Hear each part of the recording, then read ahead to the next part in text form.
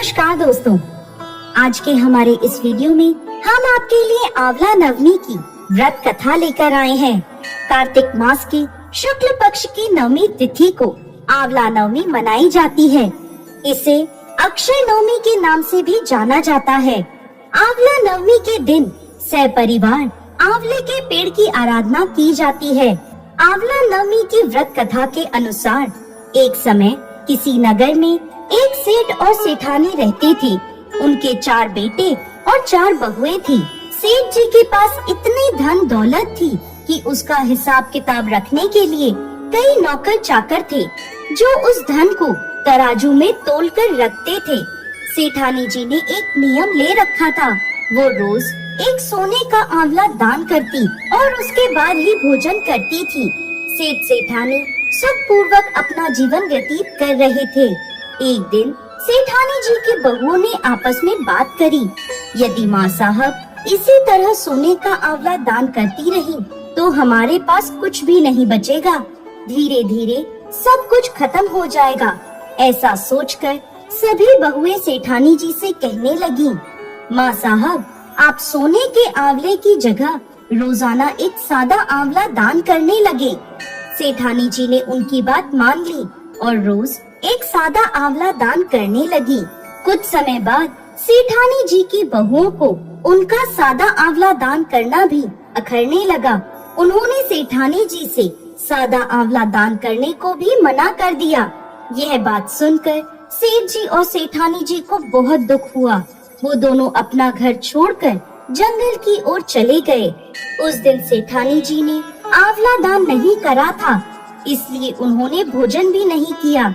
जंगल में चलते चलते रात हो गई तो वह दोनों एक घने पेड़ के नीचे सो गए। जब वो दोनों सुबह उठे तो उन्होंने देखा कि जहाँ वो सोए हैं वहाँ एक सोने का आंवले का पेड़ आ गया है। सेठानी जी उस पेड़ से एक आंवला तोड़कर दान करती हैं और भोजन कर लेती हैं। वहीं पास में वो दोनों अपना घर बनाकर रहने लगते हैं।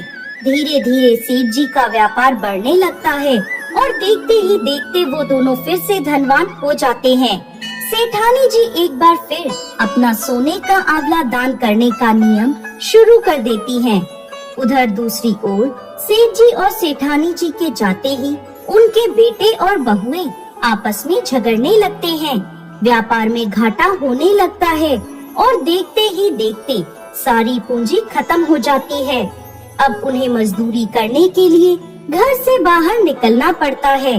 काम की तलाश में वो सभी घूमते घूमते वहाँ पहुँचते हैं जहाँ सेठ जी और सेठानी जी रहते थे। वहाँ उन सभी को सेठानी जी के सोने का आंवला दान करने की बात पता चलती है। मन ही मन वो सोचते हैं, कहीं ये हमारे माता पिता तो नहीं, लेकिन उनके पास तो कुछ भी नहीं था, वो कैसे हो सकते हैं। वो सभी काम के लिए सेठ जी के पास जाते हैं। सेठ जी को देखते ही वो सभी उनके पैर पकड़ लेते हैं और उनसे माफी मांगने लगते हैं। पिताजी हमें माफ कर दीजिए, हम पैसे के लालच में अंधे हो गए थे।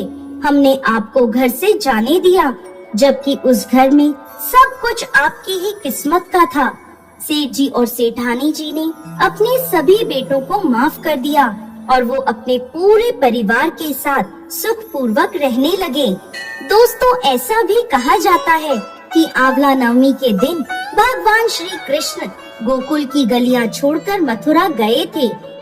मान्यताओं अनुसार आंवला नवमी के दिन यदि कोई महिला आंवले के पेड़ की पूजा कर उसके नीचे बैठकर भोजन ग्रहण करती है तो भगवान विष्णु और भोलेनाथ उसकी सभी मनोकामनाएं पूर्ण करते हैं।